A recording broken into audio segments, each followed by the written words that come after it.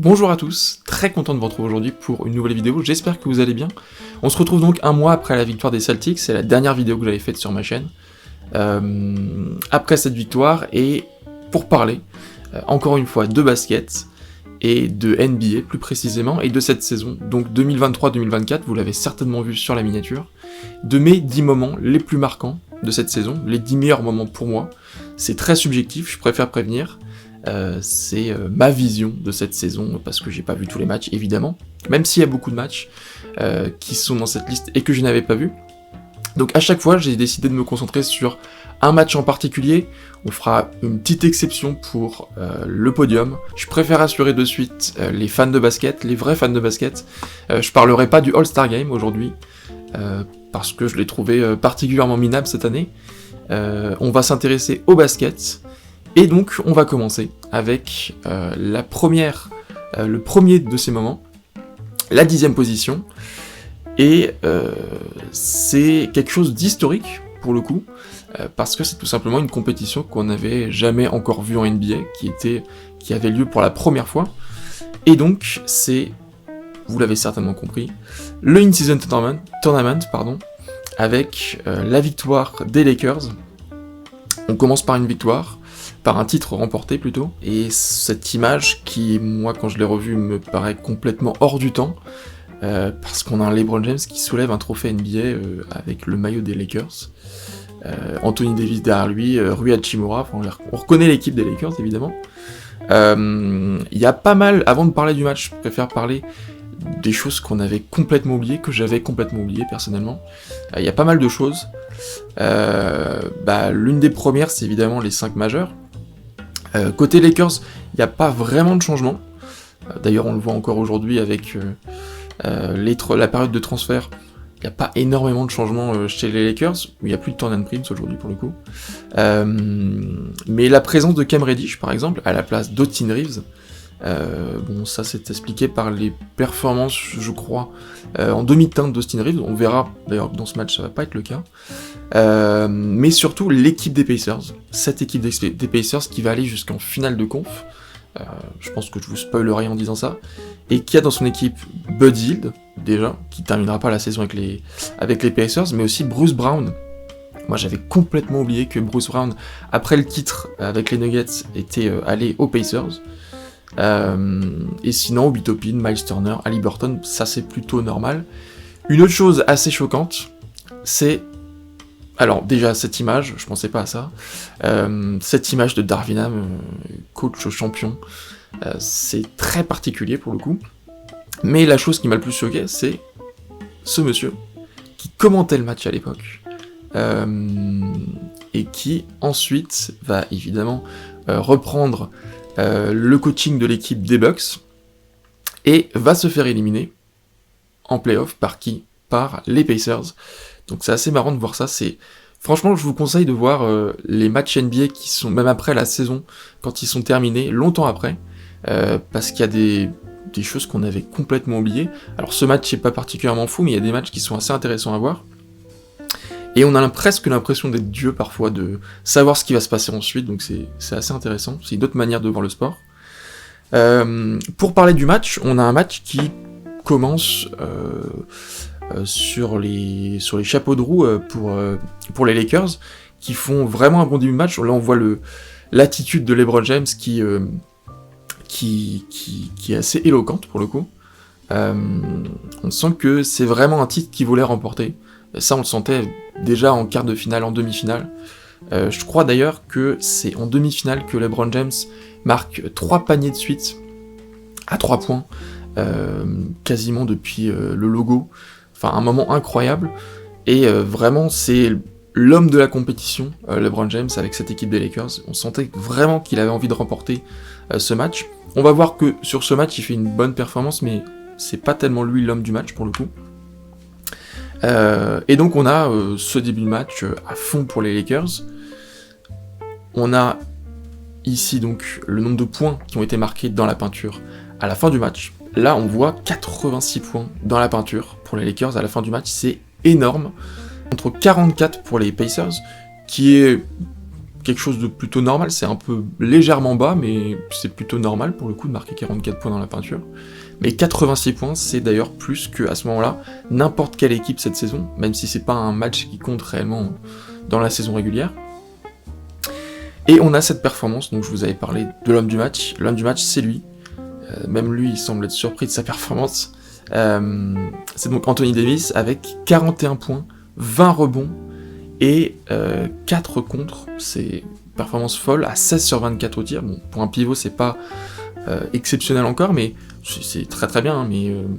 Mais surtout les 41 points, 20 rebonds, 4 contres, c'est incroyable. Il fait un match de fou.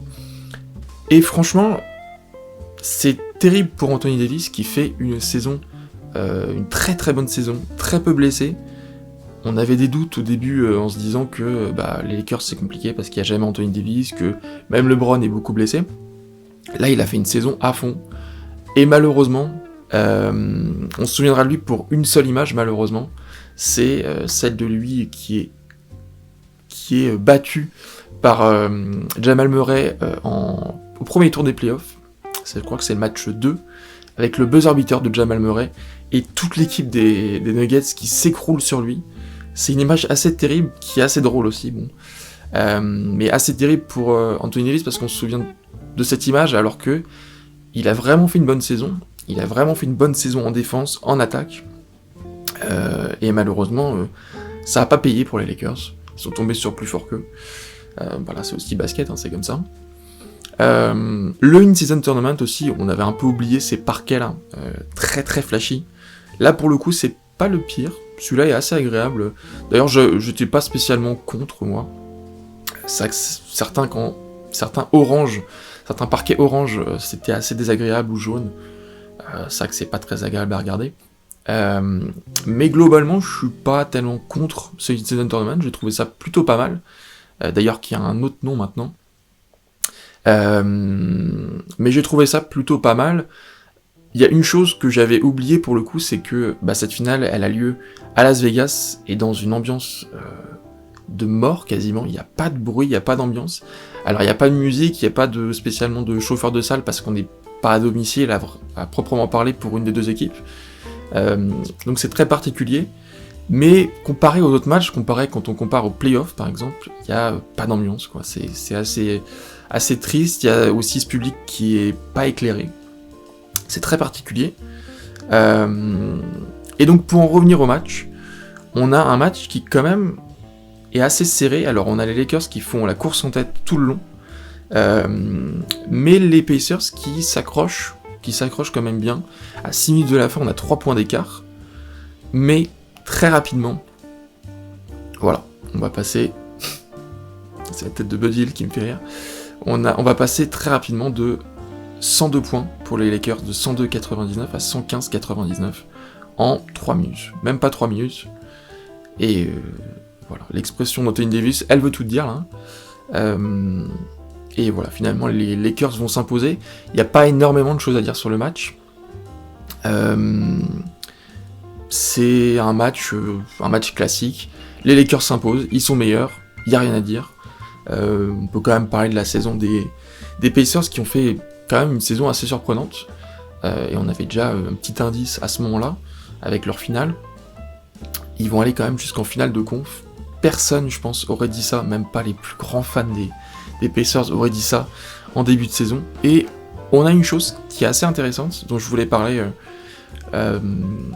pour la fin de cette première partie, donc, de ce top 10. C'est la manière dont on va soulever le trophée. Moi, une chose qui m'a marqué dans la manière dont les Celtics ont soulevé leur trophée, c'est que j'avais jamais peut-être fait attention, ou jamais vu de cérémonie, mais d'abord, on remet le prix aux propriétaires. C'est eux qui sont interviewés en premier, c'est eux qui ont le droit de... Alors, ils soulèvent pas le trophée, je crois, mais... C'est eux qui sont honorés en premier. Pour faire un parallèle avec le cinéma, c'est un peu aussi la manière de voir des États-Unis, parce qu'on a la même chose avec les Oscars, par exemple. Les Oscars sont donnés aux producteurs et pas aux réalisateurs. Il y a certains réalisateurs que ça a un peu agacé d'ailleurs. Donc c'est la mentalité des États-Unis, en France, enfin en Europe même, ça serait impensable de donner aux propriétaires ou de donner la parole aux propriétaires en premier, quand par exemple le Real Madrid remporte un titre en Ligue des Champions, et même au basket d'ailleurs. Là donc c'était l'inverse, mais pour le In-Season Tournament, c'était pas le cas. Pour le coup, les premiers à avoir soulevé le trophée, à avoir parlé, c'est les joueurs et le coach. On met un peu tout dans le même panier, mais les joueurs et le coach, ceux qui ont fait le jeu, soulèvent le trophée. Alors peut-être parce que c'est pas encore quelque chose de très important, mais en tout cas voilà, j'avais noté ça, et donc ça conclut notre premier top, le top 10 de ce classement, et on va s'intéresser maintenant au numéro 9. Le numéro 9 qui est certainement pas le match dont on se rappelle le plus cette saison, et pour cause, c'est pas un match incroyable qu'on a eu, mais pourtant, c'est un moment historique dans l'histoire de la NBA, même pas que dans l'histoire de cette saison, mais dans l'histoire de la NBA, c'est un moment historique, ou plutôt un moment où une fin historique, la fin de quelque chose, c'est ce match, les Raptors contre les Pistons, qui, certainement pour beaucoup d'entre vous, n'évoque absolument rien, et pourtant, c'est lors de ce match que la série, la longue agonie des Pistons s'est arrêtée, avec donc une victoire contre les Raptors, et leur suite de défaites de 25 matchs, je crois, il me semble 25 matchs, et donc c'est dans ce match-là que ça s'est arrêté. On est le 29 décembre 2023, je vous l'ai pas dit, mais avant, on était le 9 décembre 2023. Donc là, on est le 29 décembre 2023, 20 jours après. C'est une série qui a duré 2 mois. Du 29 octobre jusqu'au 29 décembre, il n'y a eu aucune victoire des Pistons, ou plutôt le 29 décembre, du coup, la première victoire. Et donc, la première conséquence de cette série, c'est évidemment le licenciement, le remerciement de Monty Williams, qui était le coach des Pistons, qui est un coach que personnellement j'aime beaucoup. C'est une équipe qui m'intéressait beaucoup en début de saison, les Pistons. Je pensais qu'ils allaient faire beaucoup mieux ça, je pensais qu'ils allaient se battre presque pour le play-in. C'est ce que j'avais dit sur ma page Instagram. Je pensais qu'ils allaient se battre avec le Magic par exemple. Quand on voit le parcours du Magic, c'est pas exactement la même chose. Et ils ont fait une saison catastrophique. Moi je pense surtout qu'ils ont manqué de chance sur beaucoup de matchs, et que malheureusement ça joue sur le mental des joueurs. Il y a eu beaucoup de matchs qui sont joués à pas grand chose. On a vu aussi Monty Williams se plaindre plusieurs fois de l'arbitrage en défaveur de son équipe. Il y a eu des coups de gueule, il y en a eu beaucoup, un en particulier dont je me rappelle. Et donc malheureusement Monty Williams a été licencié. Je trouve ça un peu dur, et en même temps, est-ce qu'on se doit pas de licencier le coach qui a été le coach de l'équipe qui a fait la plus longue série de défaites dans l'histoire de la NBA? C'est plutôt logique, donc bon, il n'y a pas grand chose à dire là-dessus non plus. Sur le match, voilà, non c'est 28 matchs, pardon, excusez-moi, c'était 28 matchs, et donc cette victoire quand même très serrée, hein, 129-127. Ce qu'il faut savoir, c'est que juste avant ce match, les Pistons affrontent les Celtics, et ils vont dominer les Celtics en première période, mais largement dominer les Celtics. Les Celtics qui terminent champions en fin de saison, qui sont la meilleure équipe de la saison régulière, ils vont complètement dominer les Celtics. Et les Celtics vont revenir, je crois, d'un écart de 20 points, ou plus même, 19 ou 20 points. Et ils vont aller en prolongation contre les Celtics, et les Celtics vont s'imposer en prolongation. Donc ils ont manqué quand même de peu de remporter leur match précédent. Quand je dis que parfois ça s'est pas joué à grand chose, le match précédent ça s'est pas joué à grand chose. Sauf que là, ils ont tenu bon. On va voir comment. Là on voit évidemment ce fan qui, avec la pancarte Believe, y croire, ou croyez-y, ou il y a plein de traductions possibles, c'est le verbe croire. Et on est à 5 secondes de la fin, à 5 points d'écart. Là on voit que, avant ce match, donc c'est aussi pour nuancer cette série de défaites, avant ce match, on a un Cade Cunningham qui fait partie des joueurs de l'histoire des Pistons à avoir créé le plus de points sur un delta de 5 matchs. Je sais pas si ça se dit sur un delta d'ailleurs. En tout cas, en 5 matchs, il fait partie des joueurs de l'histoire des Pistons à avoir créé le plus de points depuis les saisons 96-97. Là, on voit quand même Grant Hill à 2 reprises. Il égale un record de Grant Hill d'ailleurs.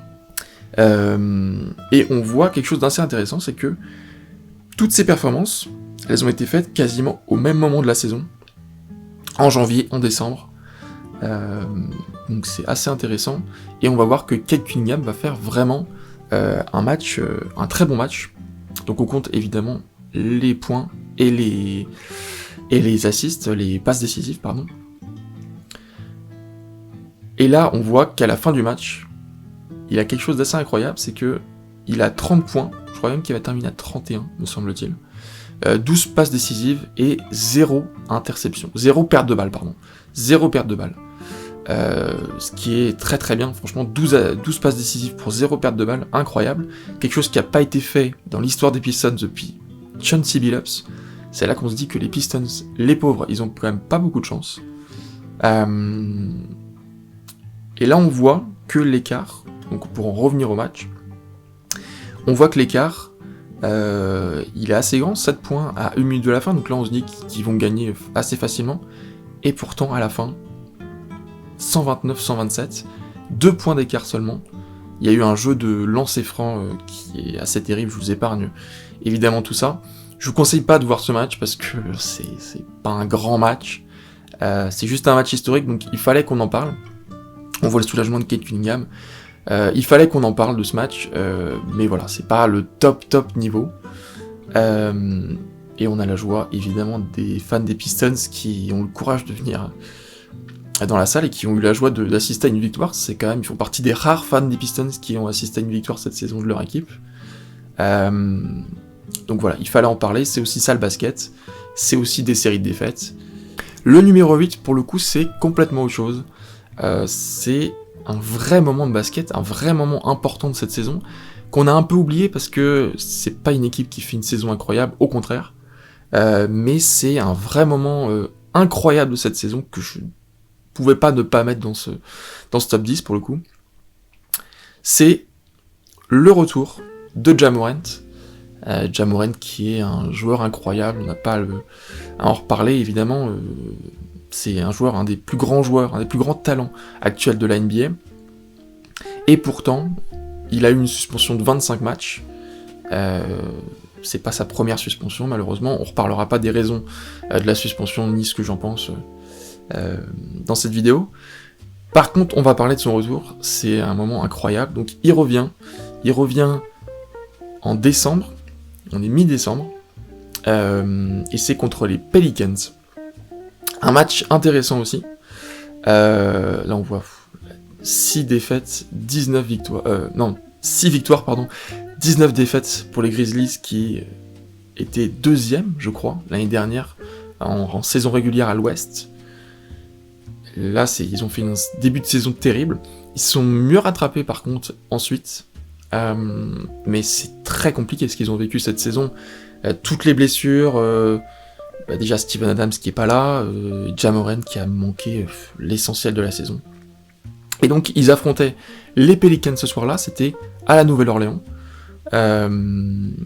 Et des Pelicans, d'ailleurs c'est une affiche assez intéressante parce que on a 2 joueurs, Ja Morant et Zion Williamson, qui ont été draftés la même année, il me semble première et deuxième place d'ailleurs, je crois que Ja Morant était deuxième ou troisième. Et qui ont joué dans la même équipe quelques années auparavant. C'était au lycée, je crois. J'ai pas envie de dire de bêtises, mais je crois.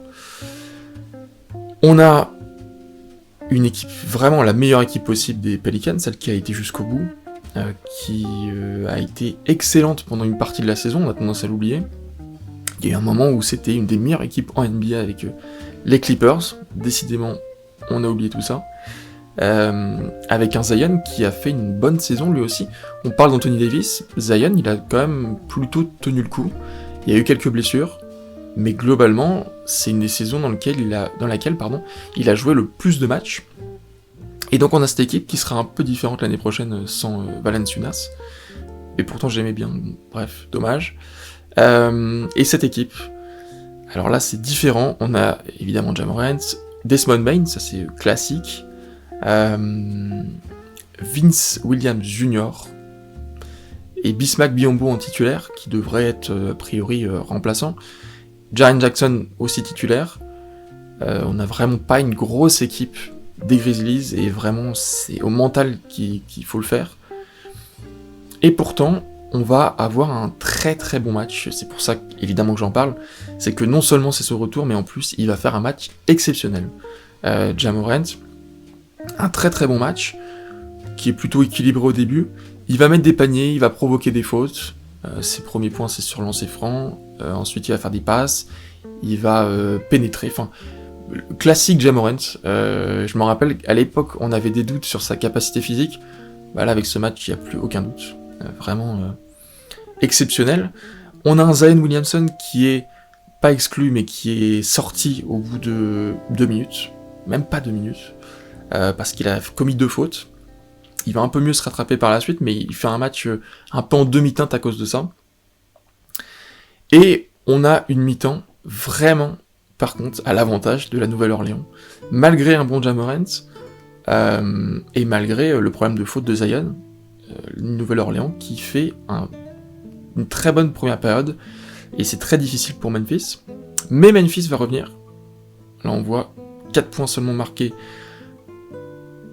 en 3 minutes 30, 4 points marqués pour la Nouvelle-Orléans, et pour Memphis, on a 14 points.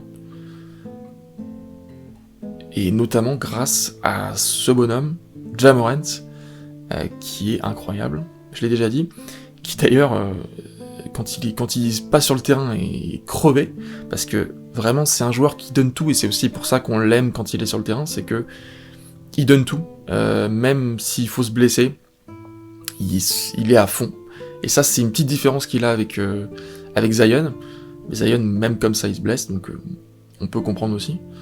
Et voilà, je pense que ça serait un des plus gros dommages dans une carrière de basket, c'est la carrière de Ja Morant, parce que il pourrait être un des plus grands joueurs de basket, peut-être même de tous les temps, franchement, à la manière d'un Allen Iverson, c'est un peu le même style, sauf qu'en pénétration il est unique, il n'y a que lui qui sait faire ce qu'il fait. Il n'y a que lui qui fait ce qu'il sait faire, il n'y a que lui qui sait faire ce qu'il fait. Un joueur vraiment incroyable. Et là, on est à 3 minutes de la fin. Memphis est revenu. Et là, quand vous voyez qu'il a marqué 28 points, dont, c'est écrit en tout petit, mais 21 en seconde période, avec 8 passes, 5 rebonds, c'est franchement pas mal. Il est à peu près à 50% au tir. Là, on a vraiment un bon Ja Morant qui porte son équipe, et il va d'autant plus la porter que c'est lui qui a le ballon lorsqu'il y a égalité à 1 minute 25, et il va marquer, alors je sais pas si on voit très bien, mais il va marquer et prendre le premier lead, le premier avantage depuis qu'il y avait 31-30, donc très tôt dans le match, et il va y avoir une dernière minute qui est assez exceptionnelle, là il y a 111 partout, 59 secondes, donc 1 minute à jouer. Ja Morant a le ballon. Il va pénétrer comme il sait le faire. Et il va chuter. D'ailleurs, ça c'est un truc incroyable avec Ja Morant, c'est que souvent il ne voit même pas que le panier qu'il a mis est rentré, parce qu'il est par terre, dans le public. On a l'impression qu'on voit tout le temps cette image de lui. Il se donne tellement à fond, il passe tellement dans des petites brèches. Bref, c'est incroyable, il marque encore un panier incroyable, 113, juste après, je crois que c'est McCollum, non c'est Herbert, peut-être Herbert je crois, qui va marquer en coast to coast, très simplement, il va égaliser, et Ja Morant va encore avoir un ballon, il va tirer, il va rater me semble-t-il, ouais exactement, c'est Ingram, et donc les Pelicans qui ont le ballon à 21 secondes de la fin. McCollum va réussir à avoir un tir complètement ouvert à 3 points, mais malheureusement, tir raté, 11 secondes. Derrière, est-ce qu'on prend temps mort, est-ce qu'on prend pas temps mort? On prend temps mort, et franchement, ça aurait même pas nécessité un temps mort parce qu'il y a égalité, 10 secondes de la fin, Ja Morant a le ballon, et d'ailleurs on voit là, il est en train de sautiller, on voit pas évidemment parce que c'est en image fixe, mais il est en train de sautiller parce que j'ai l'impression qu'il est un peu agacé que son coach prenne le temps mort pour le coup. Il voulait y aller direct, mais aucune incidence, remise en jeu, il prend le ballon, et là, il a quand même perdu, au final, le temps de prendre le ballon, il a perdu 3 secondes, le temps d'arriver là, un peu plus de 3 secondes même. Il y a 5 secondes 5, il est là, on se dit quand même c'est compliqué de marquer autrement qu'à 3 points, et c'est pas non plus un spécialiste du 3 points, il en met, mais c'est pas non plus un spécialiste. Et là, il va nous sortir une des actions de l'année.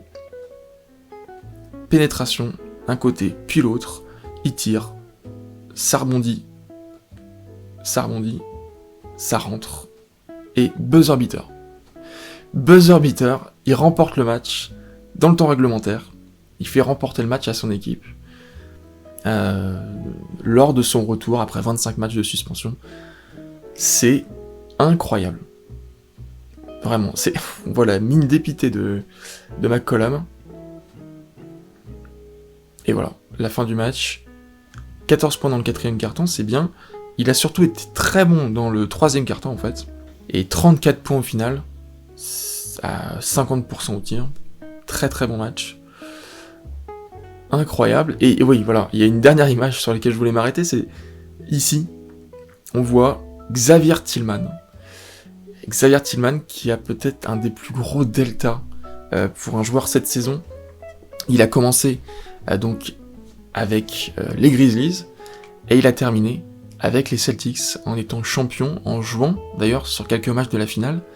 C'est un écart qui est incroyable. Je sais pas si on a déjà dû voir ça en NBA, mais on n'a pas parlé quoi de Xavier Tillman qui a commencé quand même avec une des équipes les plus malchanceuses, les plus cata du début de saison, et il termine champion NBA, en jouant quelques matchs aussi, et franchement au final il s'est plutôt bien débrouillé, en remplacement notamment à Dallas, en remplacement de Porzingis, bref, voilà, c'était un des moments, pour revenir à ce match-là, un des moments les plus incroyables de cette saison.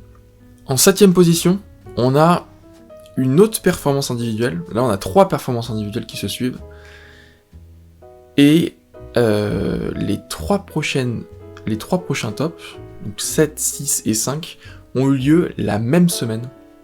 Je sais pas si vous vous rappelez de cette semaine de fou qu'on a eu, mais on a eu 2 performances individuelles, même plus d'ailleurs. On a eu 4 performances individuelles de folie et un match, notamment un match, il y en a eu plusieurs, mais un match incroyable, l'un des plus incroyables de cette saison, dont on reparlera après, parce qu'on va aussi la faire dans l'ordre chronologique cette semaine-là.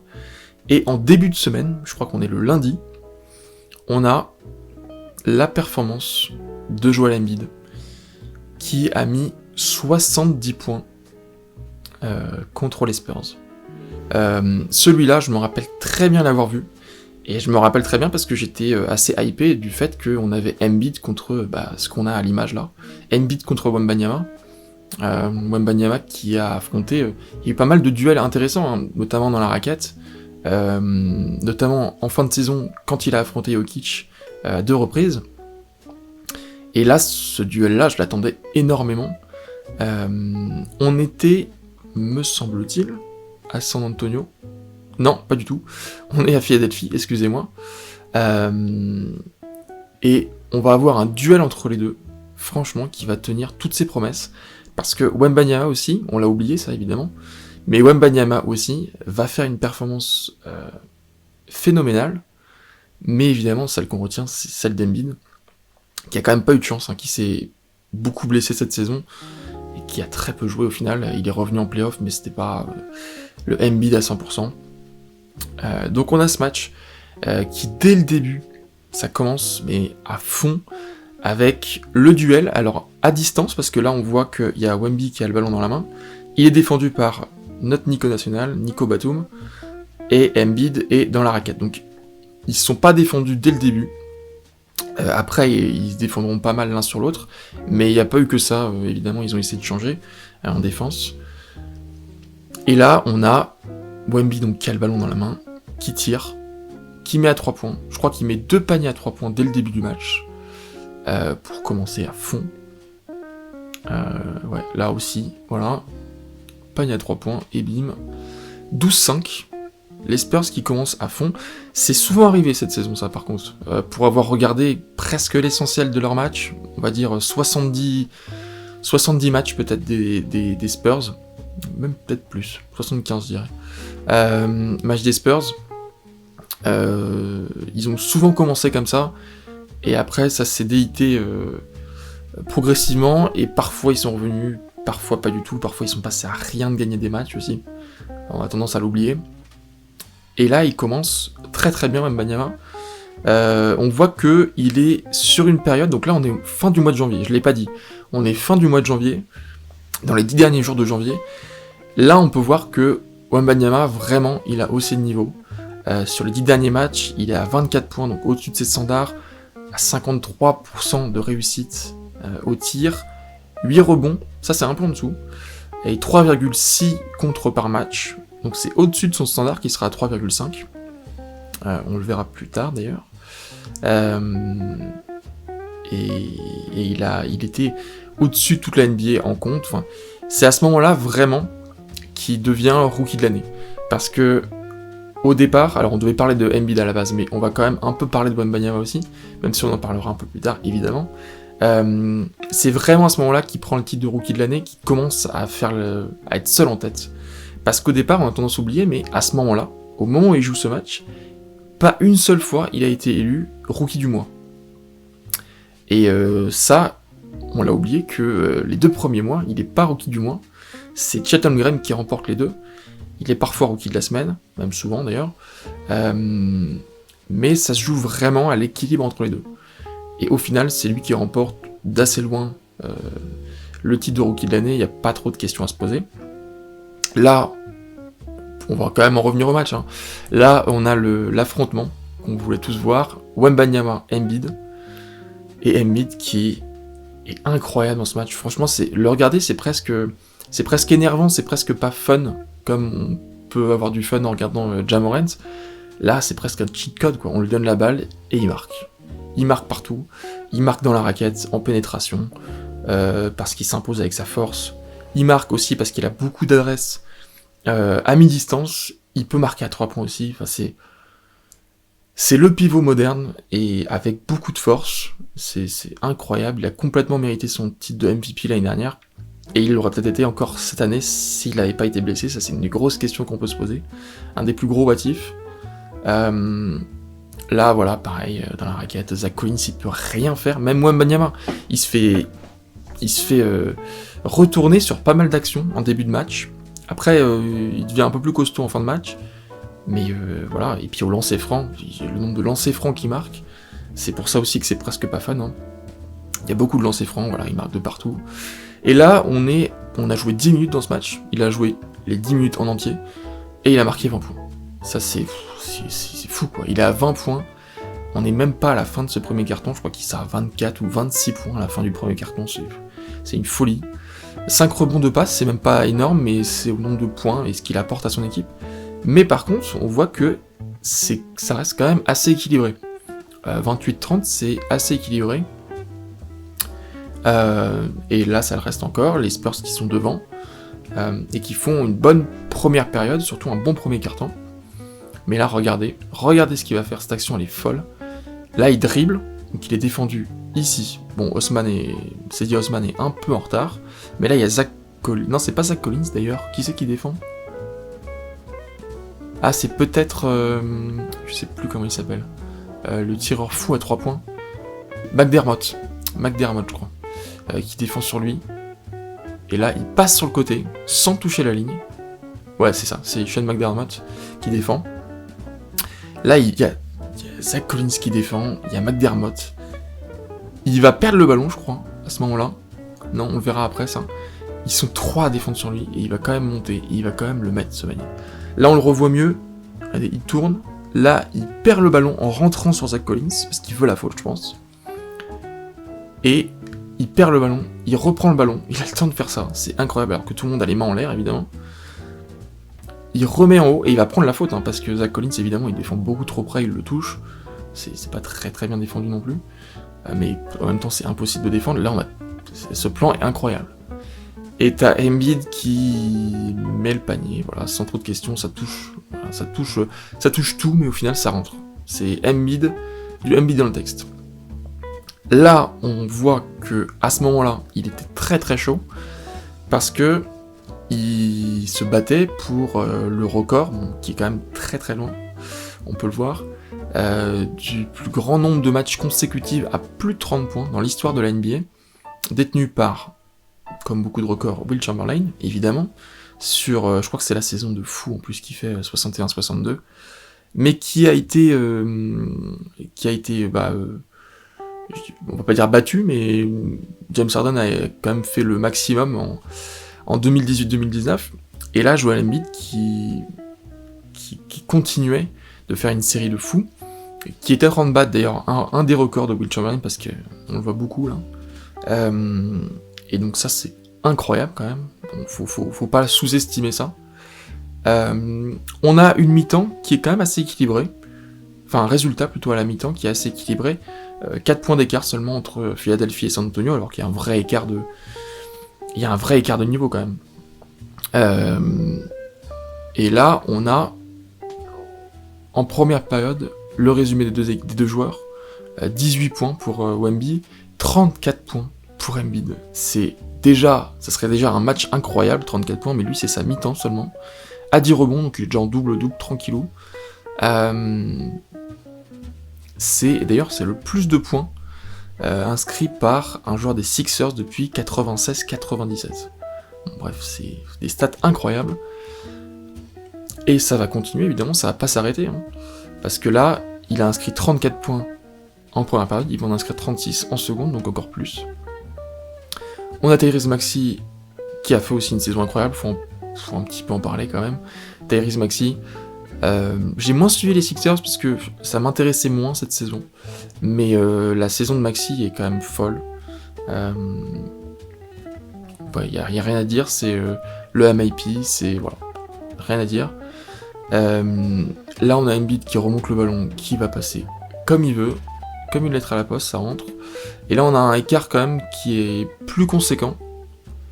Et d'ailleurs, oui, je crois que c'est à ce moment-là que le match est plié, quoi, concrètement. J'avais pas vu le score, mais 118-131, c'est à ce moment-là que le match est plié. Voilà. Et voilà comment il entre dans l'histoire. 70 points. Il devient le joueur des Sixers à avoir marqué le plus de points sur un match, devant Will Chamberlain. Faut quand même se rendre compte de ça un petit peu. Alors certes, c'est le Will Chamberlain après la première moitié des années 60, donc un peu moins incroyable, mais quand même, c'est un truc de fou, quoi. Il n'y a pas les 100 points, puisque les 100 points, c'était à proprement parler aux Warriors. Donc voilà, truc de fou que, personnellement, j'ai vu en direct. Bon là, même s'il y a marqué 0-0, évidemment, il n'y a pas 0-0. C'est victoire des Sixers, ils gagnent le match, en plus de ça, c'est évidemment très important. Et voilà, 70 points, 24 sur 41, donc on est au-delà des 50%. Beaucoup de lancers francs. Évidemment, beaucoup de lancers francs. Il y a 21 points sur lancers francs, donc un peu plus d'un tiers. Il y a 18 rebonds, donc c'est complètement fou. Un match complètement fou. Et évidemment, Embiid est très content. Il y a aussi le match de Victor, hein, qui est à 30 et quelques points, je crois. On l'a pas à la stat, mais 30 et quelques points. Et qui est franchement pas mal. Mais si seulement c'était la plus grosse performance à ce moment-là, cette semaine-là, et bah c'est même pas le cas, parce que je crois que c'est 4 jours après, il me semble, 4 jours après, on a ce match-là, Luka Doncic contre Trae Young, là aussi une rencontre intéressante de drafté, tout simplement parce que, si vous n'avez pas suivi l'histoire, évidemment, Doncic avait été drafté 3ème, je crois, en 2018, j'ai pas envie de dire de bêtises, 2018 ou 2019, il avait été drafté 3ème, et Trae Young 5ème, je crois, et Trae Young avait été drafté par les Mavs, et Doncic par les Hawks, Et ensuite, il y a eu un trade pour échanger les deux joueurs. Peut-être l'une des plus grosses erreurs dans l'histoire des Hawks, mais bon, bref. Il a toujours pas ramené de titre non plus aux Mavs. Les détracteurs de Doncic pourraient dire ça. Mais là, il va signer une performance qui est peut-être la plus grosse performance de la saison pour un joueur.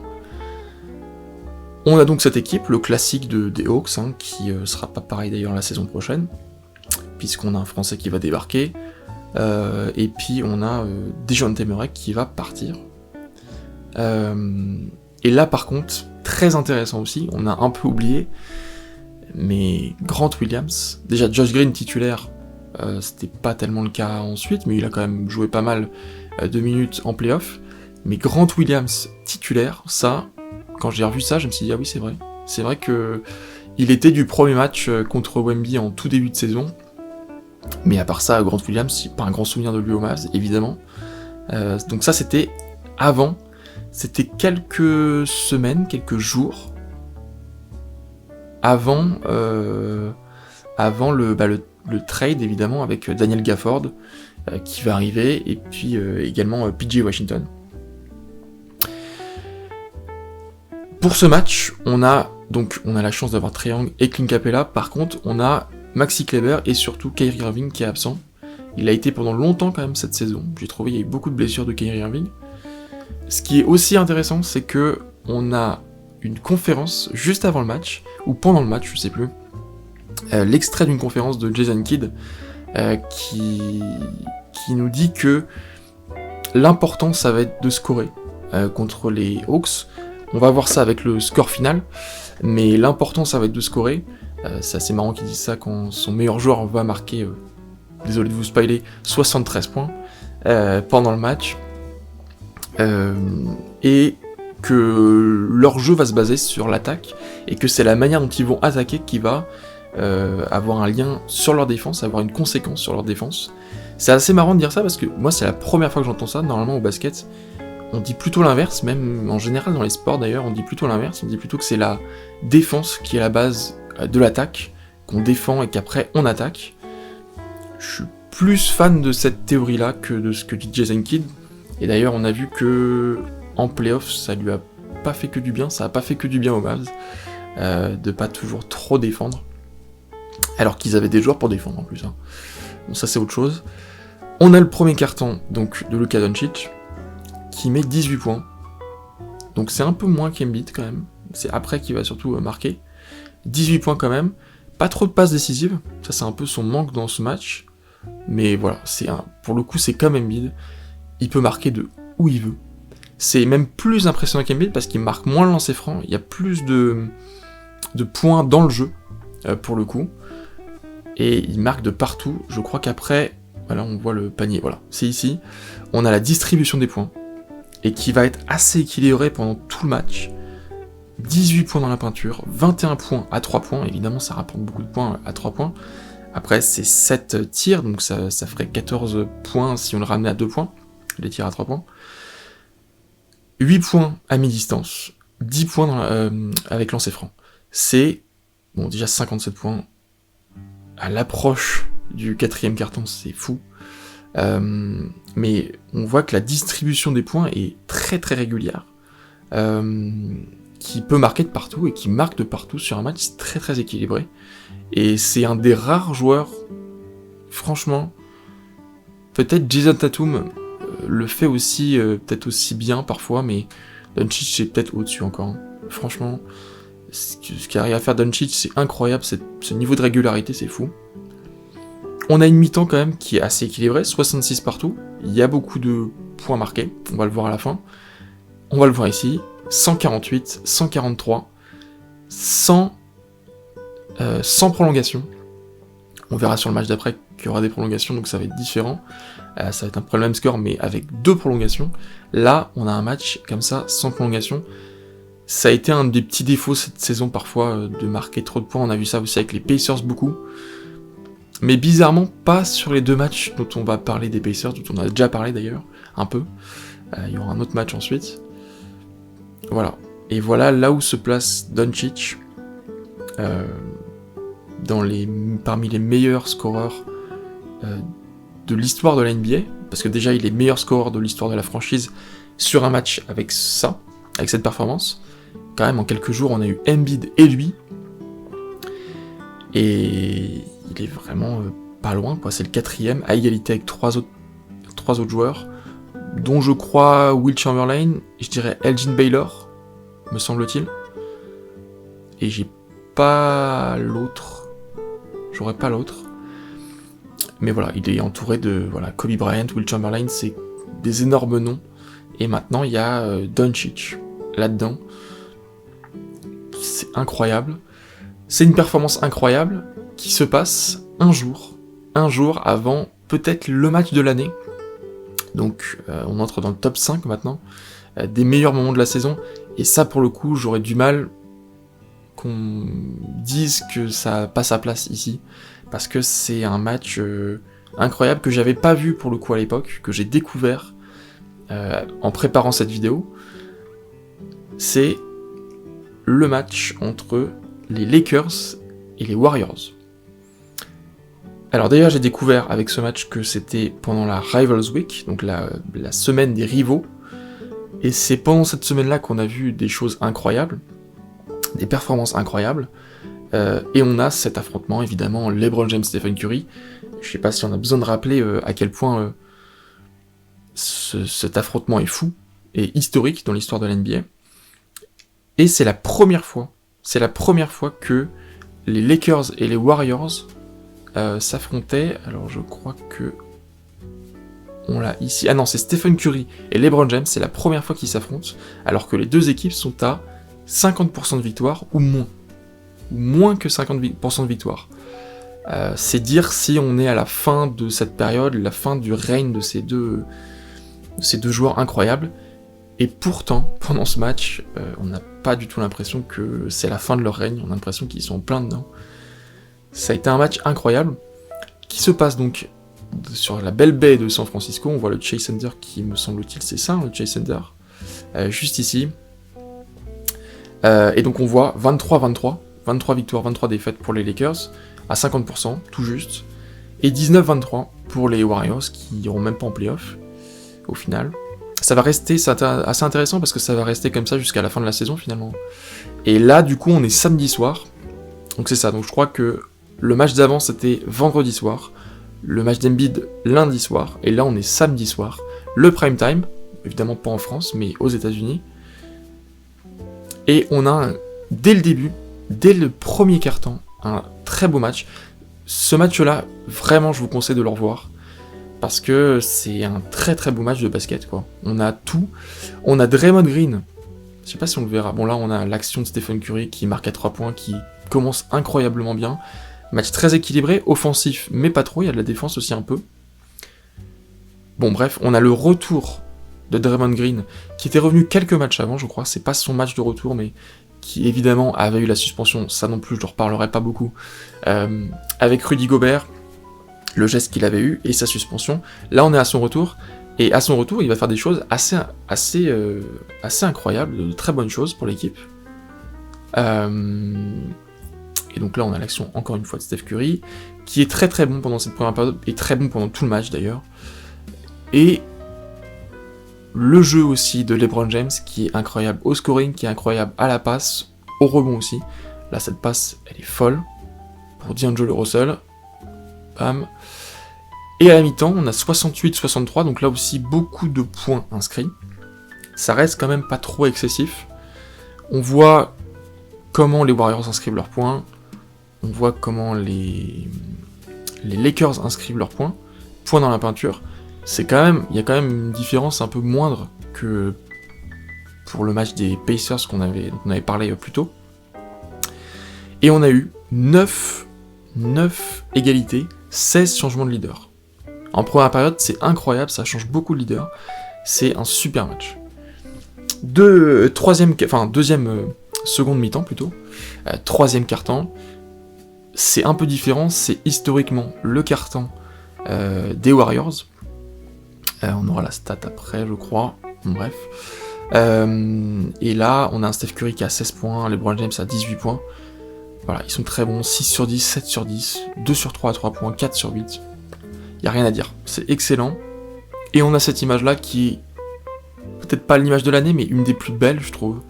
Les deux qui se marrent, c'est avant un lancer franc de LeBron, et les deux qui se marrent en plein match, alors qu'ils sont à fond, quoi. Ils pourraient ne pas avoir envie de rire, et pourtant, je sais pas ce qu'ils se disent, hein, mais j'aurais bien aimé savoir pour le coup. Et voilà, très très belle image entre les deux. Voilà, donc ça c'était pour parler du retour de Draymond Green, j'ai été un peu vite. Et surtout de la relation importante entre Curry et Draymond Green, ça ils mettent un petit peu un accent à la télévision américaine sur leur relation entre les deux. Voilà, les points importants dans la peinture. Et le run, dès le début, donc 12-0 pour les Warriors, dans le début du troisième quart-temps. Là, 18-5, ça va augmenter. 25-5. Le outscoring des Warriors, c'est incroyable. Il y a 15 points d'écart. Ils vont un tout petit peu rattraper. Il va y avoir une sortie sur blessure de Davis. Décidément, on avait dit qu'il n'était pas blessé. Sur ce match-là, il va légèrement se blesser. Il va revenir après. Il n'y a pas de souci.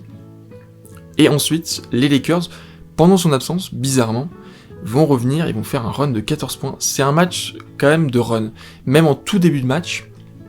Alors, il y a des runs qui sont très très courts, de 5-0, mais à chaque fois, c'était des runs 5-0, et puis retour des Warriors, 6-0, et puis un 7-0, et puis un 4-0. Ça a été ça pendant tout le match. Et là, en deuxième période, les runs sont un tout petit peu plus impressionnants. Et là, on voit qu'ils reviennent à 1 point. Ils sont revenus à 1 point, alors qu'ils étaient vraiment menés de beaucoup. Voilà, il y a un tout petit peu plus d'écart.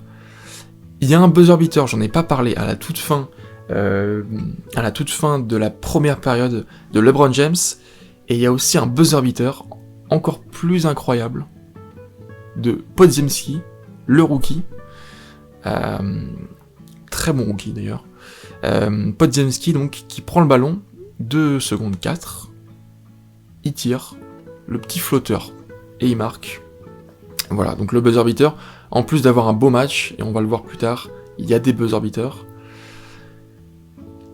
On a Anthony Davis qui revient, on a ce plus-minus de Draymond Green, alors ce sera peut-être pas celui à la fin du match, mais à ce moment-là du match, donc on est début de 4ème quart-temps, le plus-minus de l'enfer, plus 34.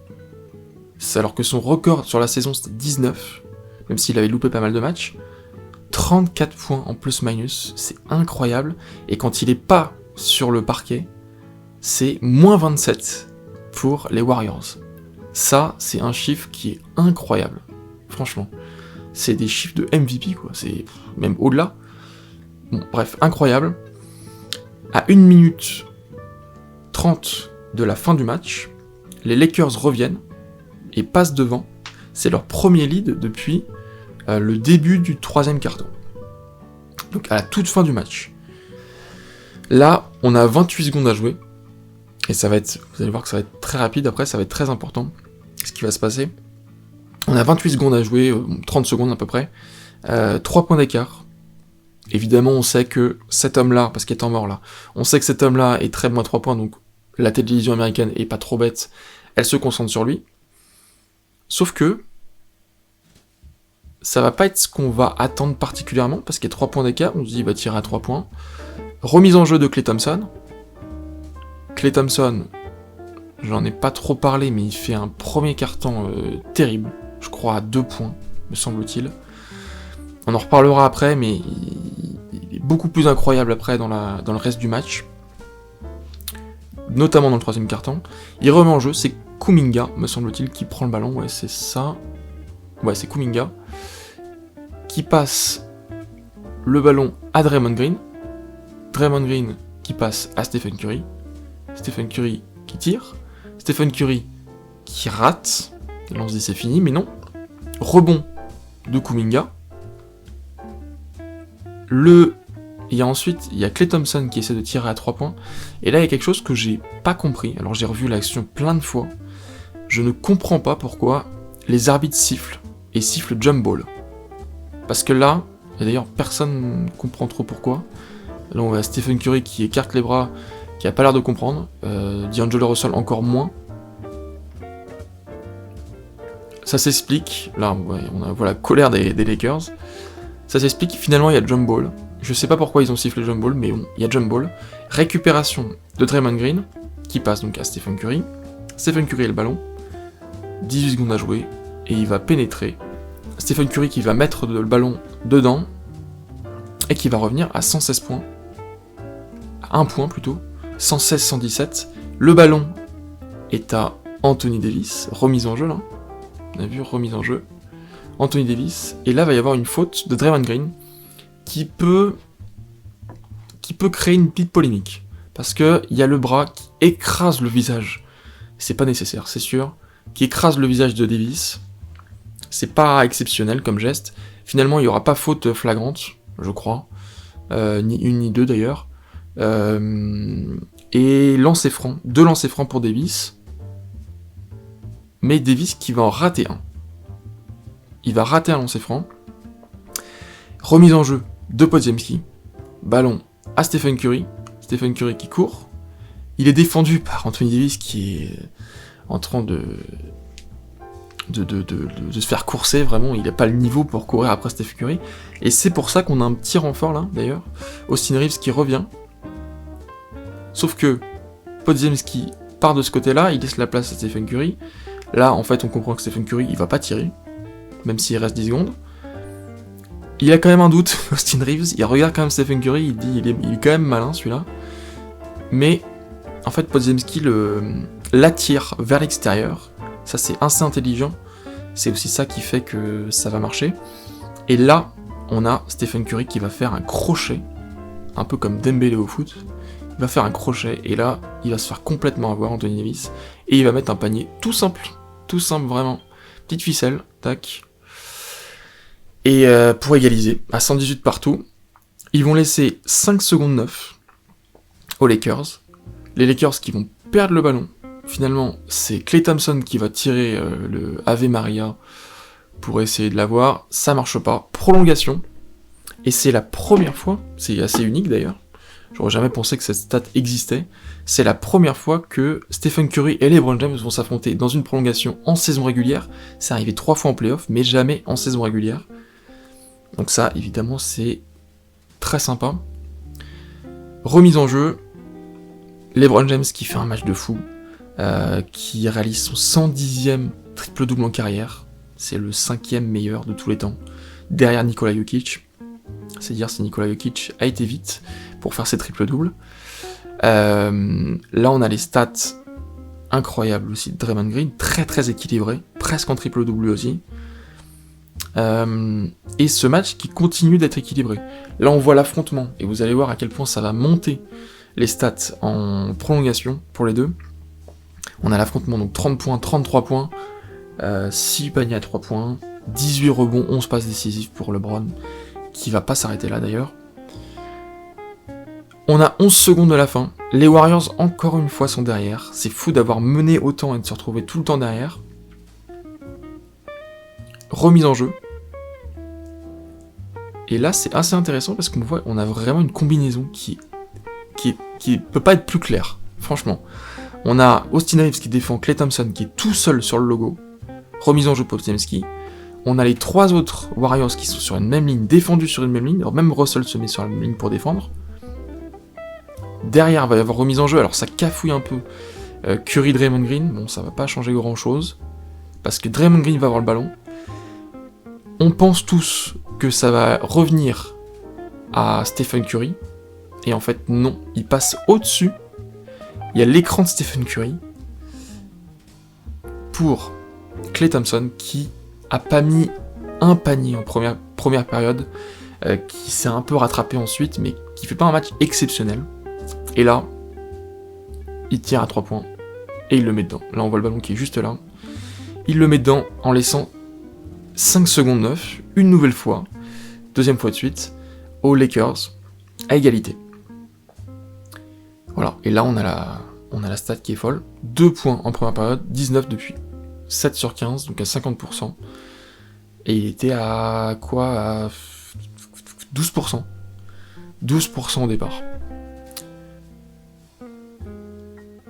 On va avoir une action de LeBron James qui va essayer de tirer, ça va pas rentrer. tout le monde va tomber au sol. Voilà. Tout le monde est par terre. Et finalement, pas de faute. On continue. Deuxième prolongation. Il n'y avait jamais eu de prolongation entre Stephen Curry et LeBron James en saison régulière. Là, il y en a 2 d'affilée. Et donc, nouveau jump ball, évidemment.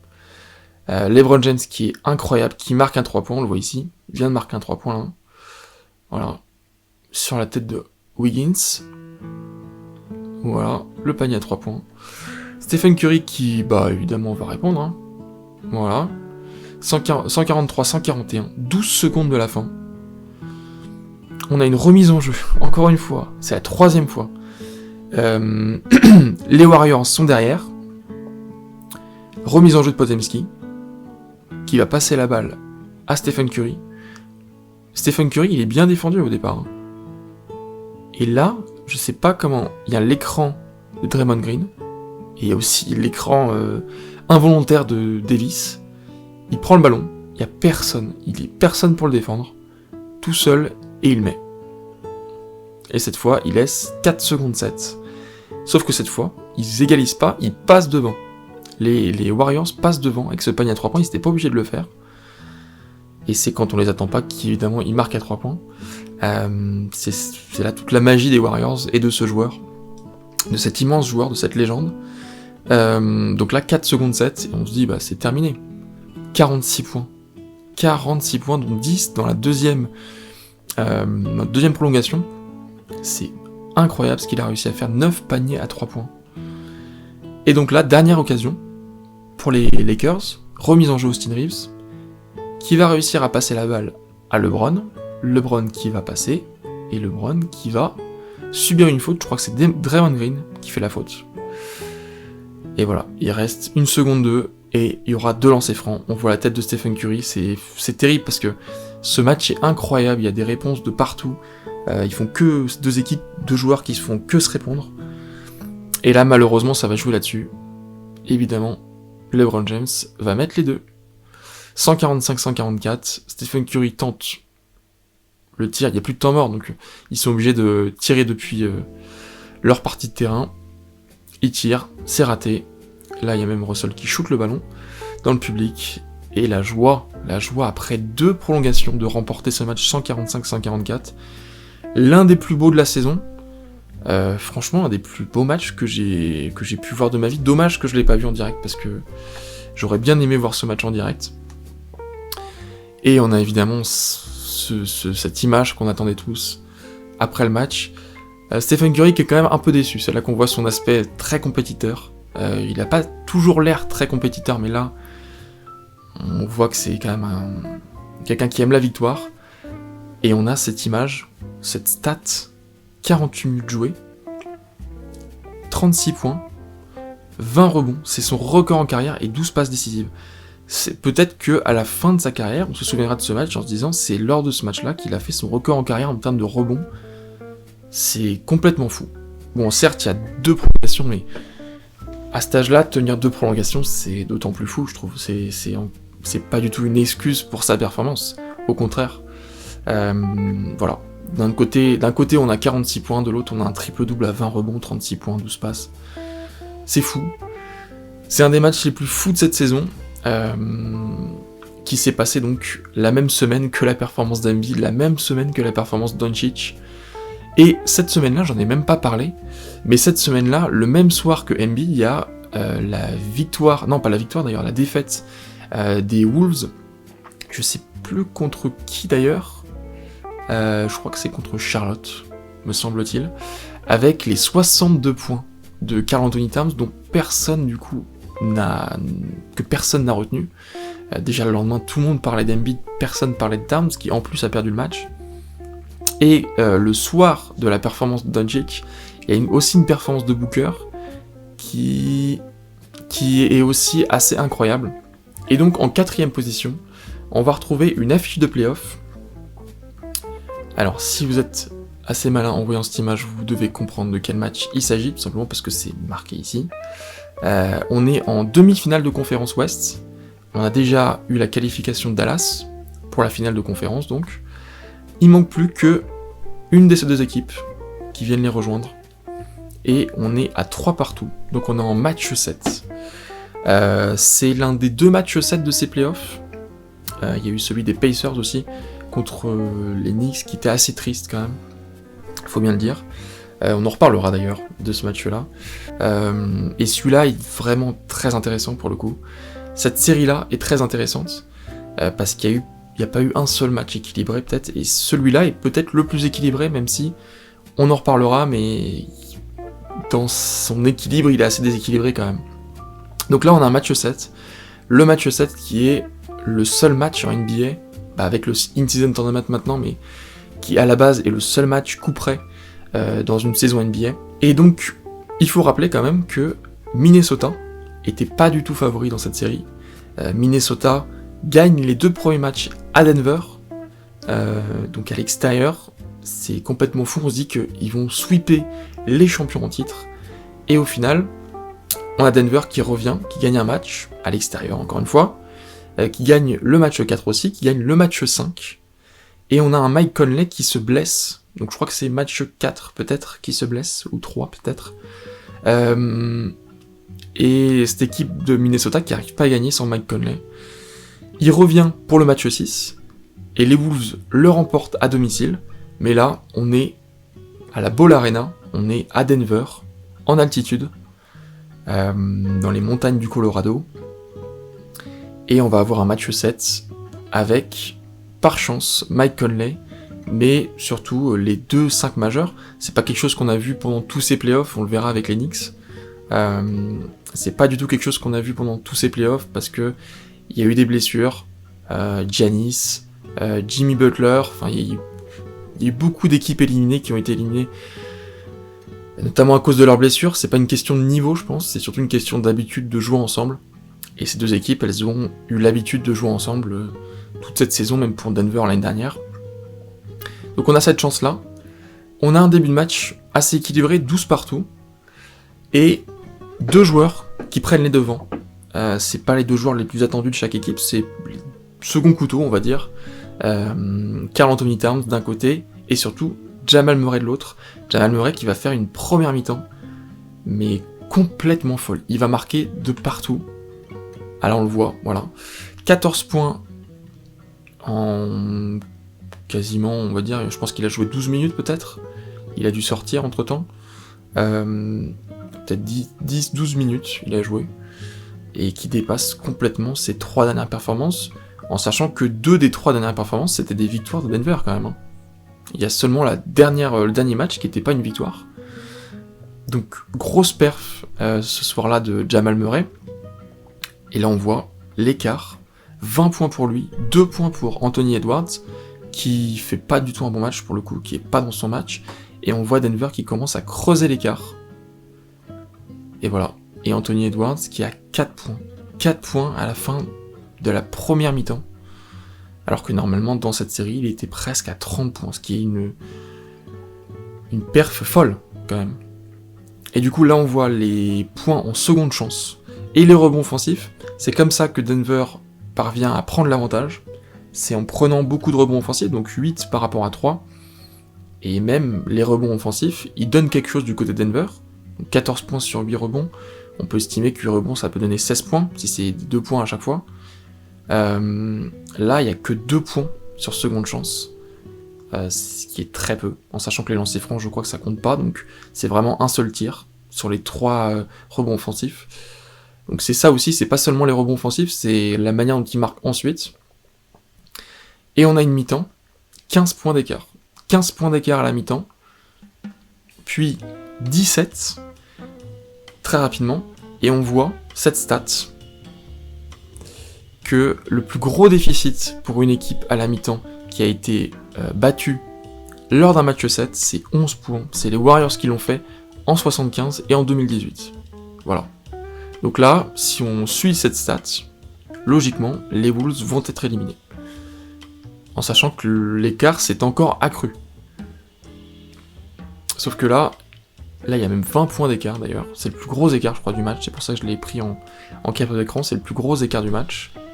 Mais on va avoir 6 minutes, presque 6 minutes, sans aucun point dans le jeu de Denver. et ils reviennent à 6 points. On a Anthony Edwards qui augmente un petit peu son niveau de jeu, qui marque autant de points que en 9 minutes, qui marque autant de points de ce qu'il avait marqué en première période, et qui va permettre avec cette action, voilà, cette action elle est folle, 3 points, c'est son premier du match à 3 points, il a tout raté, il a été à 1 sur 5, et là il le met pour revenir à 1 point. J'ai pris une capture d'écran aussi de Rudy parce que c'est grâce à lui s'ils reviennent. Franchement, son 3ème carton est fou, complètement fou. Et là, il me sort une action jordanesque, contre Nikola Jokic, qui est pas le meilleur défenseur du monde, mais qui là, pour le coup, je trouve le défend bien. Il se retourne comme ça, il revient, et il va tirer. Et il va mettre dedans. Là, on a ce plan, mais qui est fou. Il défend pas trop mal, franchement, Nikola Jokic, là-dessus, c'est pas mauvais du tout. Mais ça, c'est incroyable, ce move, qu'il a développé en playoff, parce que je crois qu'il l'a fait aussi une autre fois. J'ai souvenir d'une autre action où il fait ça. Et il l'a fait aussi récemment avec l'équipe de France, alors je pense que c'était en match de préparation. Bref, c'est quelque chose qu'il a développé, c'est incroyable. On sous-estime beaucoup les talents de Rudy Gobert, décidément. Et là, on a la réaction. On a la réaction du joueur de Minnesota, je ne sais même pas qui c'est d'ailleurs. C'est vraiment la réaction adéquate. On en a eu autre ici. Incroyable. Incroyable. Et Rudy Gobert, vraiment, il a beaucoup servi dans ce match-là. En termes de rebond offensif. C'est lui qui a été très très précieux. On l'a beaucoup critiqué dans cette série, mais vraiment dans ce match, il est nécessaire à cette équipe. On a ensuite cette action, parce que c'est aussi comme ça qu'il gagne, grâce à la défense. Ouais, ces deux-là, là. On a l'impression qu'il y en a un troisième, mais en fait il est au sol, Anthony Edwards, ouais. Et il y a McDaniels et Naz Reid qui défendent tellement bien, incroyable. Ils rabattent complètement ce tir ou tentative de dunk, je sais pas, de Jokic. Et il y a cette stat assez folle, 0-11 plutôt, le record lorsqu'ils sont maintenus sous les 100 points. C'est-à-dire que les Nuggets, depuis le début de la saison 2023, n'ont gagné aucun match en étant en dessous de 100 points. Et ce qui est encore plus fort, c'est que quasiment la moitié de ces matchs, donc des 11, 5, c'était contre les Timberwolves. En sachant qu'il n'y en a que 3 du coup. Il n'y en a que 3 dans la série. Là, c'est le 4ème pour le coup. Et au final, il y en aura 6 sur 12 d'ailleurs, du coup. Mais il y en a eu 2 pendant la saison régulière. Et ça, c'est une stat que j'apprécie beaucoup parce que c'est un peu comme ce que j'avais dit au tout début de la dernière vidéo, que les équipes qui arrivent souvent à la fin, soit en finale, soit qui gagnent, sont celles qui sont les plus critiquées au début de la saison, celles qui sont dos au mur. C'était le cas d'ailleurs, en l'occurrence des Wolves la saison dernière, même s'ils ne sont pas allés en finale. Et c'était le cas aussi des Nuggets la saison d'avant, qu'ils ont gagné. Et là, c'est un peu pareil en fait, c'est-à-dire qu'on avait déjà un indice sur ce qui allait se passer en playoff. C'est-à-dire que maintenus sous les 100 points, les Timberwolves sont invaincus contre les Nuggets. Et de l'autre côté, on a des Nuggets qui n'arrivent pas à gagner. Donc on avait déjà la réponse à ça. On a un Rudy Gobert qui est exclu à 2 minutes de la fin. Un Jokic qui fait son match. C'est peut-être au niveau des passes décisives qu'il n'a pas été aussi important que d'habitude. Et là, il y a 8 points d'écart. Il y a 2 jump balls consécutifs, ça c'est une chose intéressante à la fin de match. 2 jump balls consécutifs. Il y a cette perte de balle un peu bête d'Anthony Edwards qui pourrait remettre les Wolves dans le match, mais ensuite on a cette occasion. Edwards qui, je crois, passe du coup à Mike Conley, qui rate son tir, et derrière on a Jokic statique et Karl Anthony Towns qui va mettre le dunk. Cette image-là, elle est symbolique, symptomatique de ce match. Les rebonds offensifs, vraiment. Et il y avait cette image que j'avais un peu sortie de mon esprit, mais dont je me rappelais finalement. Anthony Edwards qui vient parler à Jokic, qui vient le chambrer un peu. C'est du Anthony Edwards, il parle beaucoup. C'est aussi pour ça qu'on l'aime, hein, c'est son caractère. Peut-être que là c'était trop, je sais pas. Et donc voilà, c'est une image que j'avais complètement oubliée. Il a pas l'air de beaucoup aimer Jokic pour le coup. Et derrière, on a la délivrance. La délivrance et deuxième apparition en finale de conf seulement dans l'histoire des Wolves. Ils ont un peu écrit l'histoire de leur franchise quand même, c'est Wolves. Et donc c'est fou. Le seul bémol dans cette histoire, c'est parce que le match est incroyable, le parcours des Wolves est incroyable, évidemment qu'il faut parler d'eux. Le seul bémol, c'est que ça va pas plus loin, quoi. Ça s'arrête en finale de conf. Voilà, c'est dommage. Mais en tout cas, il fallait absolument parler d'eux. On parlera pas d'ailleurs du Thunder, ça c'est un des bémols de cette vidéo, alors qu'ils ont fait une saison incroyable, Jalen Williams incroyable, Shai incroyable, Chet Holmgren aussi d'ailleurs, mais bref, voilà. On entre ensuite dans le top 3, le podium, qui comme je l'ai dit, va être un peu différent. On sort un peu de notre chronologie et on sort un peu du fait de parler de match à proprement parler. Alors on va évoquer 3 matchs à chaque fois, mais on est plus sur les équipes et leur saison. Et la première, vous l'avez peut-être reconnu, on est au Madison Square Garden, si vous ne savez pas, c'est marqué ici. On voit évidemment Tom Thibodeau, on va parler des Knicks. Les Knicks c'est peut-être l'équipe qui m'a donné le plus de plaisir cette saison avec les Celtics. Et il y a un joueur dans cette équipe qui est peut-être le joueur qui m'a donné le plus de plaisir cette saison, avec Victor, à égalité peut-être, je sais pas. Et là donc, on va parler d'un match, vous voyez peut-être en jaune là, le joueur. C'est pas un joueur des Lakers, c'est un joueur des Pacers. On va parler d'un Knicks Pacers. Mais alors, c'est pas du tout le Knicks Pacers auquel vous pensez tous, c'est un Knicks Pacers de saison régulière. C'est pas un match de playoff. Les playoffs entre les Knicks et les Pacers étaient incroyables. Je dirais pas le contraire. Pour moi, s'il y a un match des Knicks qui doit rester dans mon esprit, et qui est un des meilleurs moments pour moi de cette saison, c'est ce match-là. On est le 1er février. Vous avez sûrement tous oublié ce match. Et pourtant, moi, c'est peut-être le meilleur moment. En tout cas, l'après-match, on va voir ça ensemble. À revoir, c'est vrai que c'est pas un match si fou, mais ça reste quand même un gros match. L'homme dont je parlais tout à l'heure, le joueur dont je parlais tout à l'heure, c'est lui, qui est qui m'a procuré tellement de plaisir, on parle de basket évidemment, qui m'a procuré tellement de plaisir cette saison. Un petit joueur de basket, qui doit être plus grand que moi évidemment, mais qui reste petit pour le basket, et qui arrive à faire tellement de choses, qui est surtout un énorme combattant, comme tous ces Knicks. Tous ces Knicks, c'est des combattants. Josh Hart aussi, Hartenstein, on en reparlera.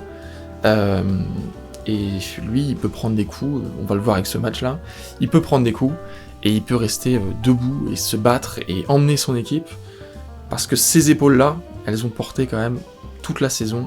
Il n'a pas été le seul évidemment, mais en partie, c'est en grande partie grâce à lui. Elles ont porté toute la saison. Toute une ville, une immense ville, qui est tellement dure avec ses joueurs d'habitude, et un stade aussi, enfin une salle plutôt, qui est tellement dure avec ses joueurs, le Madison Square Garden, et qui mérite d'être honoré. Donc je suis fan des Celtics évidemment, mais vous l'avez vu aussi, je suis aussi fan des Knicks, j'aime beaucoup New York. C'est pas non plus incompatible, en plus je suis français, je suis pas non plus bostonien. On sait la rivalité qu'entretiennent Boston et New York, surtout au baseball. Mais voilà, quand les Knicks jouent bien, je crois que tout fan de basket est heureux, en fait, parce que c'est la mecque du basket, c'est une équipe tellement historique, et qu'ils aient trouvé leurs joueurs, leur équipe, on tournait un peu autour, depuis quelques années, depuis les playoffs 2021, où ils avaient quand même été 4ème, ils avaient fini 4ème de la saison régulière, ils avaient été battus par les Hawks en demi-finale de conf, et depuis on tourne un peu autour d'une équipe, et là ils ont trouvé leur équipe, je crois, vraiment, même si Hartenstein va partir, c'est un gros bémol, c'est tellement dommage je trouve. Alors pour en revenir au match, on va reparler quand même du match, on a un match qui est pas tellement équilibré, on a des Pacers qui prennent vraiment de l'avance, Les Knicks qui prennent du retard, qui vont se retrouver derrière, qui sont menés pendant presque tout le match de 10 points. C'est assez incroyable. Et pourtant, regardez, on a un Jalen Brunson qui court, qui fait tout, qui prend la balle et qui met. Et il y a cette action, cette image-là. Pour moi, cette image-là, c'est la définition de Jalen Brunson. Il se prend des coups, il se prend des tartes, et pourtant, il finit toujours par marquer. C'est incroyable. Et on le voit dans l'action, en fait. On le voit qu'on le défend bien, et on voit une autre chose, on voit qu'il n'y a que lui qui prend le ballon. C'est un des joueurs cette saison qui a pris le plus le temps de ballon, le temps de balle. C'est un vrai meneur, il avait vraiment besoin d'une équipe. Il était génial déjà à Dallas, mais là, c'est incroyable. Et donc il marque, il se prend des coups, et il continue. Là, il y a des fautes qui sont pas sifflées aussi dans ce match. Vraiment, c'est pas en tant que particulièrement fan des Knicks, mais il y a des fautes qui sont pas sifflées. Il râle après l'arbitre, Thibodeau râle après l'arbitre. C'est plus rare que Brunson râle après l'arbitre. Thibodeau, bon, ça peut arriver. On a une interview, donc un entretien avec son frère, son père, excusez-moi, Rick Brunson, je crois, juste avant la reprise de la seconde mi-temps, parce que je l'avais pas dit, mais ce match-là, c'est le match où on sait juste avant que Jalen Brunson sera All-Star pour la première fois de sa carrière. Il sera pas titulaire, et pourtant, Dieu sait qu'il méritait une titularisation bien plus que Lillard, et j'adore Lillard, hein. Y a pas de problème. C'est un des joueurs préférés d'Damian Lillard, mais cette saison, il méritait pas de titularisation, et peut-être même pas du tout de All-Star. Et Brunson, à côté, moi je le mets dans mon top 5, je l'ai mis d'ailleurs 4ème sur Instagram, je l'ai mis 4ème de mon classement MVP. Pour moi, il est devant Jason Tatum, devant Antetokounmpo. C'est un joueur incroyable, qui a porté une équipe qui a pas un effectif exceptionnel, hein, franchement, faut le rappeler, et sans Randle, en plus, sans Randle pendant une longue partie de la saison. Notamment ce match-là. Là, il est blessé actuellement, Randle. Il joue pas. Et on a beaucoup de fautes qui sont pas sifflées, voilà, Thibodeau qui râle. On a l'habitude de voir ça. Et Brunson qui va, en fin de match, égaliser à 3 points. C'est rare qu'il marque à 3 points pour le coup. C'est plus un joueur de pénétration et à la limite de mi-distance, mais beaucoup en pénétration. On voit l'intensité des joueurs, mais les Knicks, c'était incroyable cette saison. J'arriverai pas à retranscrire ce que j'ai vécu cette saison en quelques mots là, mais ce qu'ils m'ont fait vivre, c'est incroyable. C'est une énergie folle, et être dans la salle à ce moment-là, ça devait être... J'en parle même pas, quoi. Ça devait être complètement fou. Ensuite, on a cette action-là, qui est un peu décisive, qui est un peu pour moi le tournant du match. Ils mènent de 1 point, actuellement, à 2 minutes de la fin. Il prend la balle, et Nembhard va faire une faute. Alors on voit pas tellement là-dessus.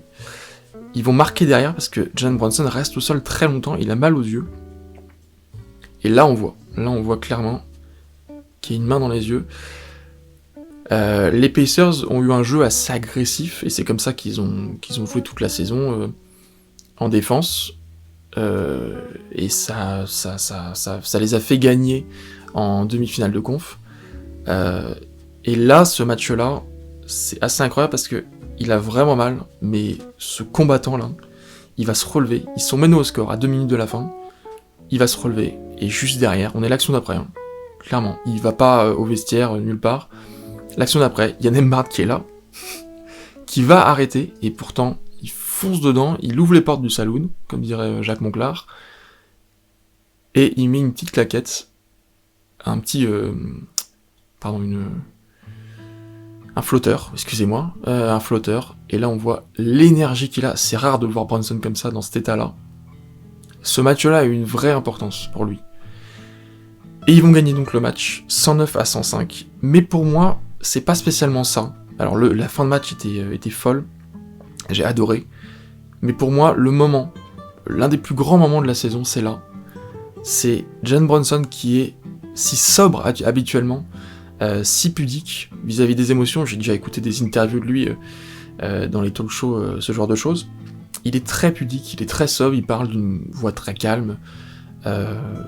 Il est assez rassurant d'ailleurs, mais il montre très très très peu ses émotions.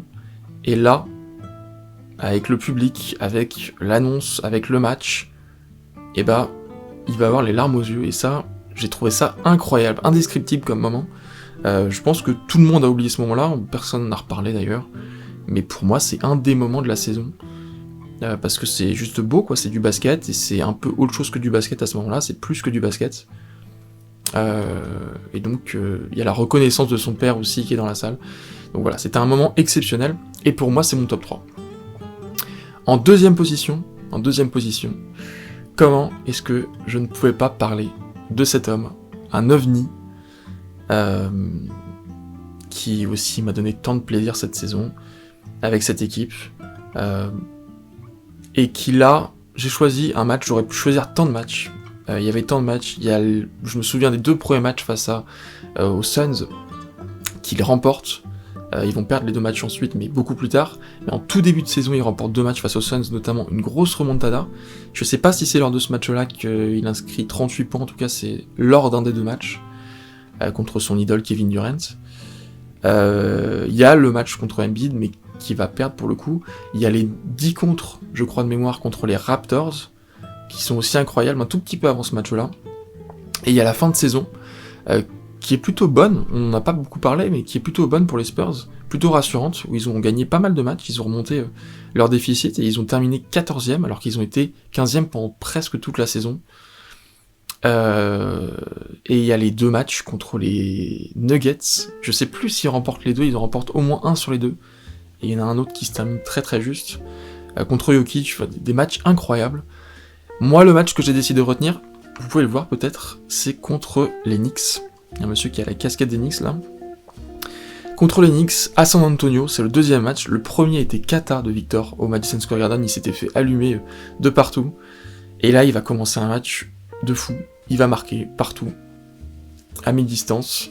Et très rapidement, on en a parlé tout à l'heure, très rapidement, 13-5 pour San Antonio, 18-9, et même à la mi-temps, 50-29. Il y a un déficit de 21 points. Ce qui est incroyable. Ils ont perdu des matchs comme ça, hein, les Spurs, mais là, il y a quand même un gros déficit. On a un Victor incroyable qui va faire cette action qui est indéfendable, vraiment. J'ai revu une action tout à l'heure, parmi les 100 plus belles actions de la saison. J'ai revu une action de lui qui attaque sur Rudy Gobert, et qui met le ballon, alors il le met très très haut, un peu comme ce qu'il avait fait à Derrick White aussi. Il le met très très haut. À Rudy Gobert, il avait mis son bras à l'horizontale, et Rudy était là, il avait mis son bras à l'horizontale, et il avait quand même marqué, en lançant le ballon au-dessus. C'était complètement indéfendable, la seule solution pour le défendre, c'était qu'un autre joueur arrive pour le contrer lorsqu'il avait le ballon là. Mais là, quand il met le ballon aussi haut, qu'il arrive à finir, c'est indéfendable, c'est impossible. Et incroyable. On peut parler de sa saison qui est complètement folle, c'est peut-être l'un des plus grands rookies de l'histoire de la NBA, 20 points en moyenne. Là on est à la fin de on est à la fin de la saison, il terminera à 21 je crois. Il est premier des rookies, en termes de points, 10 rebonds, donc double-double de moyenne, premier aussi en termes de rebonds, d'interception, c'est assez rare pour un pivot, ou pour un ailier fort, il n'a pas tellement de postes Victor. 3,5 blocs par match, c'est le premier des rookies, mais aussi de la NBA, c'est un chiffre qu'on n'avait pas vu depuis très longtemps. Et 3,6 interceptions, 5e rookie, ce qui est pas mal aussi, parce que il a tout, quoi, il a tout. Il a fait aussi beaucoup de passes qui n'ont pas été finalisées, et donc qui sont pas des assists, à proprement parler, mais il a fait aussi beaucoup de bonnes passes, mais beaucoup de ballons perdus aussi, ça c'est son gros défaut, ça a été son gros défaut cette saison. C'est aussi le match pendant lequel Donte DiVincenzo va passer le record d'Evan Fournier du plus grand nombre de 3 points sur une saison avec les Knicks. Et là, on est le 29 mars, je crois, donc il y a encore quelques matchs après ça. À la mi-temps, 57-74, les Spurs dominent complètement, quasiment de 20 points. Et ce qu'on va oublier, un peu comme la performance de Wemby contre Embiid, ce qu'on va oublier, c'est la performance, encore une fois, de cet homme, 25 points à la mi-temps, en 19 minutes jouées.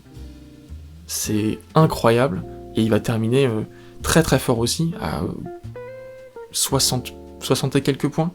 On en reparlera un peu plus tard. Là, Wemby va faire une action de fou à 3 points, il se recule, défendu par Hartenstein. Incroyable. Mais les Knicks vont revenir, 24-9 dans le troisième quart-temps, et on voit que Brunson entre dans l'histoire, avec les 40 points, le plus grand nombre de matchs à 40 points sur une saison, pour un joueur des Knicks. Là il en était à 8, mais il a peut-être continué, et je sais pas s'il a pas battu Patrick Ewing ensuite. Là on voit qu'il y a un seul point d'écart, ils sont vraiment revenus. Wemby, qui met ce point mais tellement important en fin de troisième quart-temps. On a la réponse de Brunson, lui aussi incroyable, qui termine à 45 points les 3 premiers quart-temps. C'est complètement fou, il y a 3 points d'écart. Là il a 50 points, et on va avoir ce match-up aussi en contre-attaque qui est très intéressant. Mes 2 joueurs préférés de la saison. Il le défend, ça suffit pas pour marquer. Et on va avoir 24 secondes. À 24 secondes de la fin, c'est Wemby qui va avoir le ballon dans les mains de l'égalisation. Et il va égaliser avec beaucoup de confiance. Le poids qu'il a sur ses épaules est incroyable. Brunson, qui est à 59 points, il va terminer à 61 points, donc deuxième meilleur Knicks dans l'histoire sur un match, après Carmelo Anthony en 2014. C'est une performance de fou, ça aussi. Et du coup, 121 partout, Miles McBride va rater le point, et on va partir en prolongation. En prolongation, Brunson va marquer seulement 2 points, donc il va terminer à 61 points, comme je vous l'ai dit. Et là, on a ce point, mais tellement important, ce panier à 3 points, mais je sais pas comment il fait pour se resituer, là, c'est incroyable, j'ai l'impression qu'il jette le ballon, et pourtant là, son corps, il est en pleine confiance. Et là, cette image-là, je m'en rappelle très très bien pour le coup. Là aussi, une des images de la saison, parce que là, c'est quasiment la victoire, hein. 4 points d'écart à 1 minute 12, pardon. Ils ont pris une belle option pour le coup. Voilà, là on a le record, évidemment. À 12 secondes de la fin, on a ce tir de Brunson à 3 points, on sait qu'il n'est pas excellent à 3 points, qui est raté.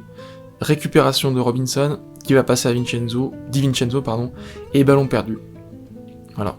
Et là on a compris que c'est terminé, 3 secondes 1, va y avoir une faute. Trey Jones va marquer, et fin du match.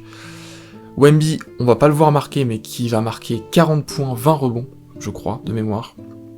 Une perf complètement folle, son record en carrière d'ailleurs, encore aujourd'hui. Et Brunson, aussi son record en carrière, les deux vont faire leur record en carrière sur le même match, donc évidemment que c'est un grand moment de basket. Et malgré tout la défaite, et la joie de Wemby, avec Zach Collins, avec ses équipiers. Et donc la dernière chose dont on va parler dans cette vidéo, c'est... Je voulais un peu spoiler pour le coup, évidemment, les finales NBA, cette victoire des Celtics. Alors évidemment, toute la saison des Celtics est incroyable, même si elle a été très sous-estimée, je trouve. Ils terminent premier de la saison régulière de toute la NBA de très loin, quand même, faut le dire. Et puis après, les playoffs, ils les dominent à 100%. Il n'y a rien à dire à ce niveau-là non plus. Je trouve que c'était très sous-estimé. À chaque fois, on leur a trouvé des excuses, ou plutôt le contraire, en disant que c'était parce qu'ils rencontraient des équipes blessées ou fatiguées. Il y a toujours des excuses quand c'est les Celtics, j'ai l'impression. Mais au final, ils ont quand même su prouver que c'était la meilleure équipe en NBA à l'heure actuelle, avec notamment ces finales. Et moi, le moment le plus marquant pour moi de ces Celtics, c'est le premier match de ces finales, notamment parce qu'on avait fait une vidéo, évidemment, de preview de cette série, et ce premier match a vraiment cristallisé beaucoup d'attentes pour tous les fans des Celtics. Évidemment, il y avait le retour ou non de Porzingis, qui était une grosse question, on doutait, moi le premier, de ses capacités. Et là, pour le coup, ça a été un match incroyable à ce niveau-là. On a les 2-5, classique niveau Dallas, et classique aussi niveau Boston, sans Porzingis évidemment. On pensait à un moment que Porzingis pourrait être titulaire, et finalement non.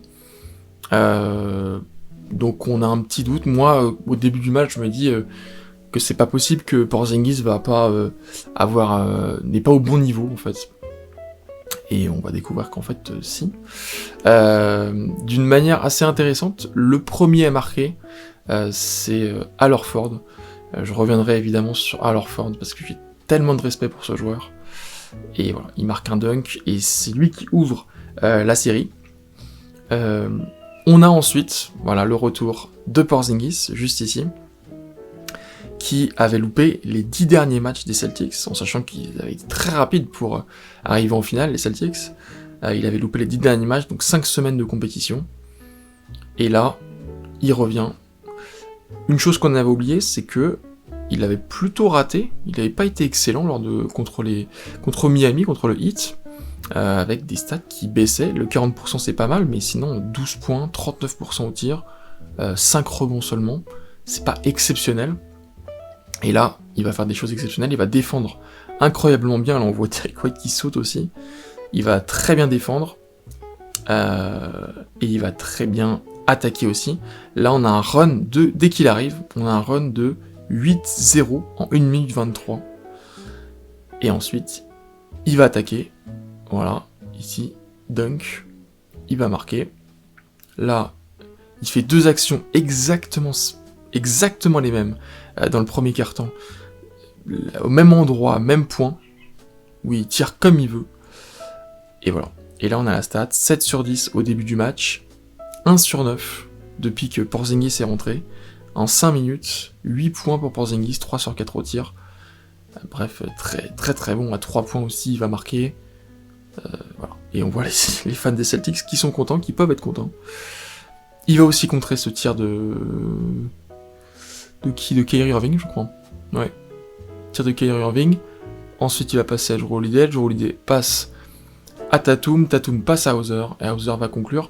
Vraiment, cette première mi-temps est complètement folle. En tant que fan des Celtics, c'est un des plus beaux moments que j'ai vécu de ma vie en tant que fan de basket. Vraiment, c'est incroyable, indescriptible comme émotion.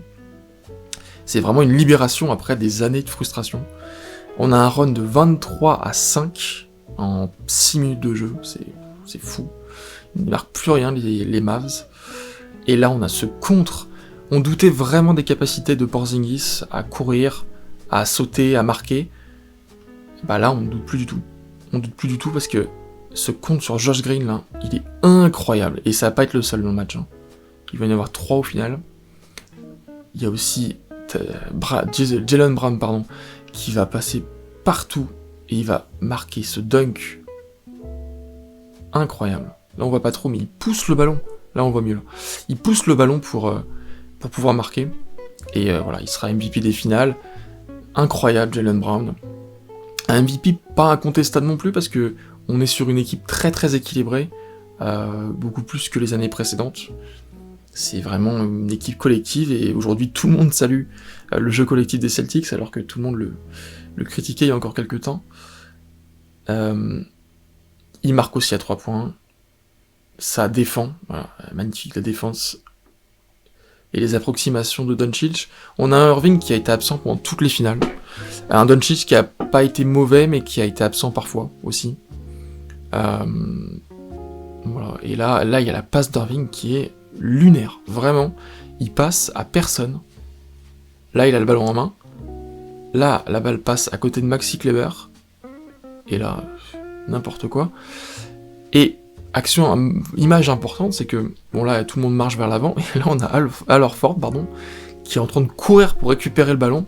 Il va pas l'avoir, mais ça montre vraiment sa détermination, et la détermination de cette équipe, quoi. Et Al Horford, qui est le plus vieux et qui court, c'est incroyable. Tellement de respect pour ce joueur.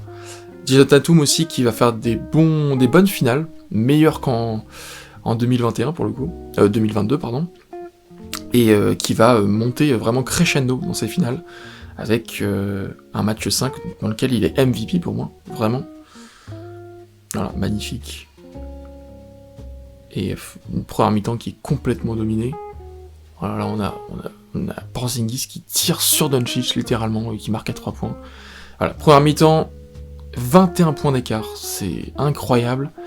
Et pourtant, on a un retour 19-6, une série 19-6, en début de... Ouais, c'est ça, en comptant la fin du deuxième quart-temps et le début du troisième. Là, on voit un peu les mines dépitées. Ça revient à 8 points. grâce à cet homme, notamment. Quand il veut, c'est incroyable. Et après, ça remet une pièce dans la machine du côté Celtics, et un autre run 8-0. Mais ils se sont quand même un peu fait peur. J'ai souvenir pendant ce match qu'ils se sont un peu fait peur. On a ce contre de Jaylen Brown qui est incroyable. Celui-là aussi, c'est complètement fou. Et là, on a les runs. Voilà. Encore un run 11-0. Encore un contre de Jaylen Brown. Et voilà, c'est trop. Les Mavericks ont un joueur et les Celtics en ont 5. Faut se rappeler que Jrue Holiday a fait des finales incroyables aussi. Il aurait pu être MVP quasiment. Porzingis, s'il avait joué tous les matchs, peut-être aussi. Voilà. Et il y a cette passe unique dans ce match, dont on a beaucoup parlé. Il fera plus pareil après, il en mettra beaucoup plus. Mais ça a été un facteur, vraiment, on a empêché Doncic de faire des passes. C'est incroyable. Ce monsieur peut être content. Ce monsieur aussi d'ailleurs. Donc ça c'était le premier match avec les maillots Bill Walton, parce qu'il venait de mourir à l'époque. Alors Ford qui est incroyable, qui a quasiment le record, et était pas très loin du record du nombre de matchs de playoff sans gagner un titre, détenu par Karl Malone, et en seconde place par John Stockton, les deux joueurs du Jazz. Et ça c'est 1 minute avant leur sacre. Tatum et Brown, voilà. Et les Celtics champions. Un moment incroyable, je suis tellement fier de cette équipe. De Jaylen Brown qui est MVP, de Jason Tatum qui a su faire taire les détracteurs, qui est quand même un peu moins bon dans ses playoffs que sur le reste de la saison, mais ça va sûrement lui donner de la confiance, je pense, ce titre. On a vu sa joie quand il a dit qu'il l'avait enfin fait. Cet homme-là, je suis tellement fier de lui. Pour moi, c'est celui qui a presque le plus travaillé. C'est magnifique ce qu'il a réussi à faire, et voilà, c'est immense respect pour cet homme, vraiment, immense respect. Porzingis qui a joué 16 minutes du match, qui a marqué 5 points, c'était vraiment pour jouer le dernier match, je pense. Jrue Holiday qui est 2 fois champion NBA, c'est là aussi incroyable. Et cette dent perdue de Derrick White, qui a beaucoup amusé les fans. Il a dit qu'il serait prêt à perdre toutes ses dents pour un nouveau titre. Voilà, c'est magnifique, et on termine là-dessus. Des champions vraiment, vraiment mérités, pour lesquels j'ai beaucoup de respect, et qui m'ont donné beaucoup de plaisir, beaucoup de peur aussi. J'ai eu beaucoup de peur dans cette saison, et dans ces playoffs, mais au final il y a eu beaucoup de plaisir. Et voilà, c'était une très très belle saison, j'ai beaucoup, beaucoup, beaucoup aimé. J'ai beaucoup suivi aussi, j'ai regardé énormément de matchs, 2 à 3 par jour, 1 ou 2 plutôt par jour, et tous les matchs de ces playoffs, sans exception, j'ai regardé chacun de ces matchs. Et voilà, et donc voilà, c'était mes 10 moments marquants. Petite dédicace à ma sœur qui m'a acheté ce pull, qui vient de New York, à l'effigie d'Enix, donc merci beaucoup à elle. Voilà, sur ce, je vous dis à une prochaine fois, à très bientôt, pour une vidéo probablement sur du cinéma pour le coup, on va revenir au cinéma. Voilà, donc je vous dis à très bientôt, et au revoir.